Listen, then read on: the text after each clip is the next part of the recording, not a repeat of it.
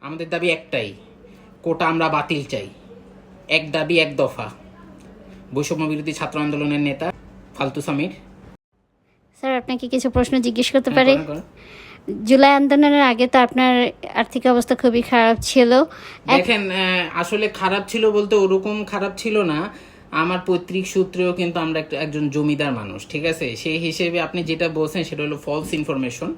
তো আমি এটা কারেকশন করলাম। আর এত দামি কাপড় জুতা কিভাবে, আচ্ছা, মানে এত ইনকাম দামি- সোর্সটা কিভাবে একটু আচ্ছা, বলুন। আচ্ছা, আমি মূলত একজন উপদেষ্টা হিসেবে কাজ করি। মানুষ আমার থেকে উপদেশ নেয়, সেই হিসেবে আমি চার্জ করি।